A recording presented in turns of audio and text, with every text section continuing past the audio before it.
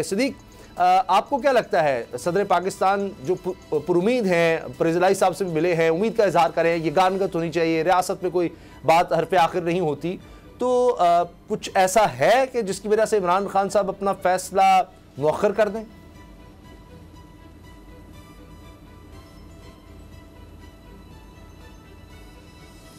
जी, हम दोबारा कोशिश करेंगे सिद्दीक जान से इस बारे में बात करें। सिद्दीक जान से हमारा राब्ता भी मुनक़ता हुआ है। अब आपकी आवाज़ आ रही है? जी जी जी सिद्दीक, अगर आपने सवाल नहीं सुना मैं दोबारा दोहरा देता हूँ कि एक तरफ इमरान खान साहब फैसला कर चुके हैं कि अब मजीद मुशावरत नहीं है, बस 17 को ऐलान करना है कि किस तारीख को असम्बलियाँ तहलील हो रही हैं। दूसरी तरफ सदर पाकिस्तान बहुत ज़्यादा मुतहरिक नजर आ रहे हैं और उन्हें उम्मीद कैसे हल हो जाएंगे? बिल्कुल आप दुरुस्त कह रहे हैं, ये वही जो बैकडोर मुज़ाकरात चल रहे हैं उसी में एक के बाद एक जो है वो डेवलपमेंट हो रही है और उसी की वजह से सदर पाकिस्तान एक्टिव हैं। क्योंकि देखें, इमरान खान साहब और तहरीक इंसाफ की जानिब से वाज़ेह तौर पर कहा गया है कि अगर किसी से बात करनी है तो वो मैंडेट सदर आरिफ अलवी साहब के पास है। आप वो याद करें जब फवाद चौधरी साहब ने बयान दिया था कि हम तो कुछ चीज़ें करना चाहते हैं लेकिन हमें सदर पाकिस्तान जो है वो रोक देते हैं, आरिफ अलवी साहब रोक देते हैं। तो अब आरिफ अलवी साहब क्योंकि अगर इस्टेब्लिशमेंट ऑन बोर्ड है किसी मामले में या कोई बातचीत कर रही है तो वो भी आरिफ अलवी साहब से हो रही होगी, अगर हुकूमत इस वक्त बात कर रही है वो भी आरिफ अलवी साहब से बात कर रहे हैं, और इमरान खान साहब की तरफ से अगर किसी के पास मैंडेट है तो वो भी आरिफ अलवी साहब के पास मैंडेट है।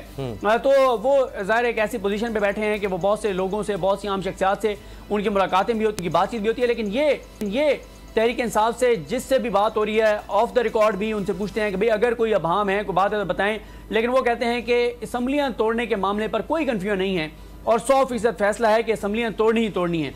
और अब जो तारीख बताई जा रही है कि 23 से पहले तोड़ दी जाएंगी, तो उसकी वजह यह है कि अगर इलेक्शन माह रमज़ान से पहले कराने हैं तो उसके लिए ज़रूरी है कि 23 दिसंबर से पहले असम्बलियाँ तोड़ दी जाएं ताकि 90 दिन के अंदर इलेक्शन हो जाए, क्योंकि फिर 23 से माह रमज़ान जो है वो शुरू हो जाएगा।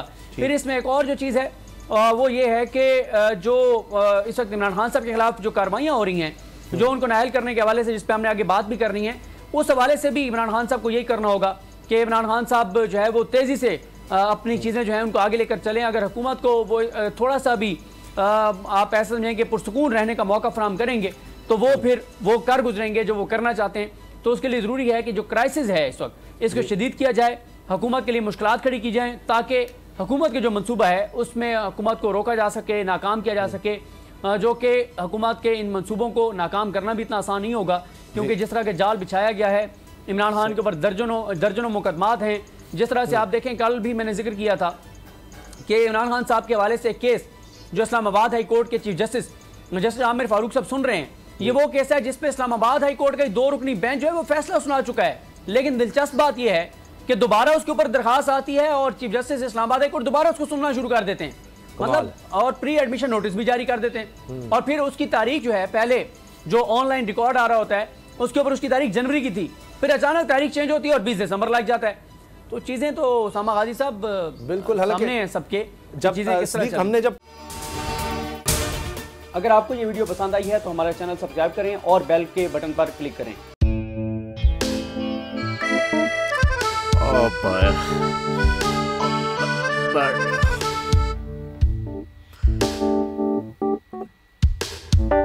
इंतशार से निकलने का वाहिद हल इंतखाबात हैं।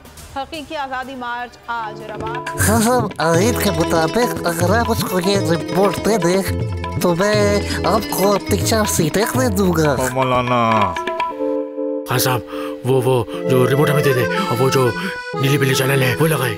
जाओ शबाज, हम ऐसा टीवी देखते ही नहीं जिसका रिमोट हमारे हाथ में ना हो। और यहाँ पे कोई 2 नंबरी नहीं चलेगी।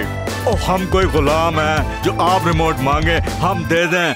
Absolutely not. यहाँ पे सिर्फ पाकिस्तान का नंबर 1 चैनल चलेगा, बोल, जो हकीकी सहाफत की जंग लड़ रहा है पाकिस्तान के लिए, कोई और नहीं, सिर्फ बोल खड़ा है। आप सब भी बोल देखें।